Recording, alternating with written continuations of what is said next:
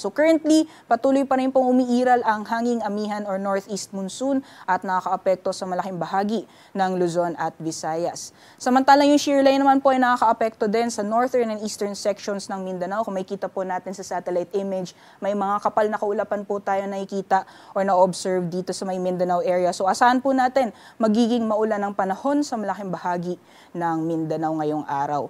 Samantalang wala naman po tayong binabantayan na low pressure area o bagyo sa loob at labas ng ating Philippine Area of Responsibility.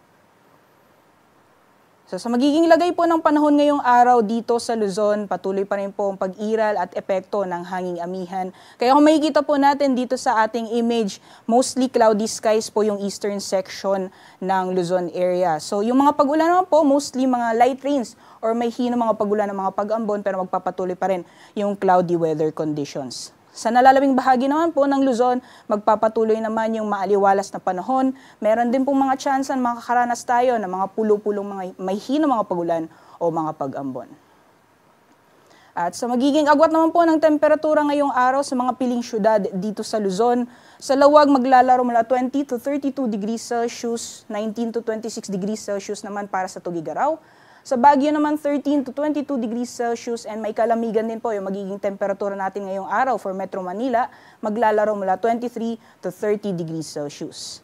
Para naman sa Tagaytay, 21 to 28 degrees Celsius at 24 to 31 degrees Celsius naman para sa Legazpi. So dapo naman po tayo sa magiging lagay ng panahon dito sa Palawan, Visayas at Mindanao. So makikita po natin patuloy pa rin yung epekto ng northeast monsoon sa malaking bahagi ng Palawan at Visayas. So mostly fair weather conditions din po tayo. May mga tsansa lamang ng mga pulo-pulong may hinang mga pagulan o mga pag-ambon. Samantalang gaya po ng nakita natin sa satellite image kanina, yung shear line ay patuloy nakakaapekto sa northern and eastern sections ng Mindanao area. So asahan po natin sa northern Mindanao, Caraga, pati na rin sa Davao region, makakaranas po tayo ng mga kalat-kalat mga pagulan, pagkidlat at pagkulog. At dahil mga nakarang araw ay nakakaranas na po tayo ng mga sunod-sunod mga pagulan, ay pinag-iingat po yung ating mga kababayan dahil posible po yung mga pagbaha, pati na rin pagguho ng lupa, dulot na katamtaman hanggang sa paminsan-minsang malalakas mga pagulan. Sa nalalawing bahagi naman po ng Mindanao, fair weather conditions din po, although mas mataas yung tsansa na makakaranas tayo ng mga isolated rain showers or thunderstorms, or ito po yung mga panandaliang buhos ng ulan kadalasan sa hapon o sa gabi. So agwat naman po ng temperatura sa mga piling syudad dito sa Visayas, pati na rin sa Mindanao at Palawan. Kalayaan Islands temperature maglalaro mula 25 to 31 degrees Celsius, 25 to 32 degrees Celsius naman dito sa Puerto Princesa. Maximum temperatures para sa Iloilo, Cebu at Tacloban, maglalaro po yan from 30 to 31 degrees Celsius maximum temperatures. Sa Zamboanga naman, 24 to 34 degrees Celsius, 25 to 29 degrees Celsius para sa Cagayan de Oro, and 26 to 33 degrees Celsius naman para dito sa Davao.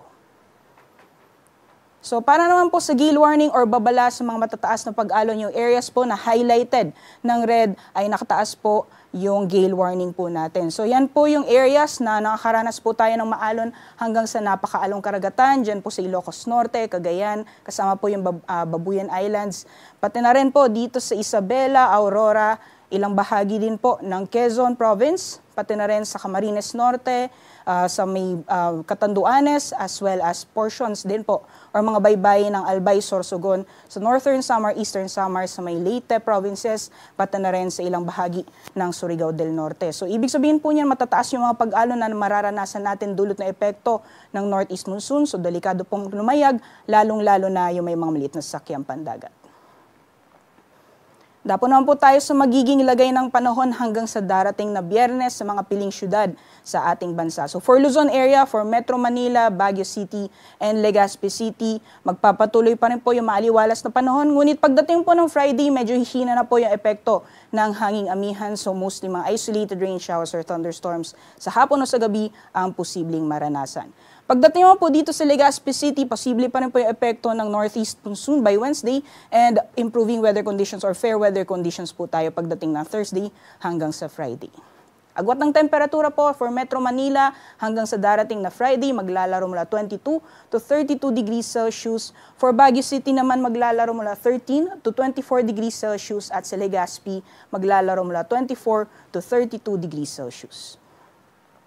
Para naman po sa 3-day weather outlook sa mga piling syudad dito sa Visayas, for Metro Cebu, Iloilo at Tacloban, patuloy pa rin po yung fair weather conditions, liban na lamang sa mga tsansang pulo-pulong mga pag-ulan. Agwat ng temperatura for Metro Cebu, maglalaro mula 25 to 31 degrees Celsius, 25 to 32 degrees Celsius naman para sa Iloilo, at sa Tacloban maglalaro mula 24 to 32 degrees Celsius.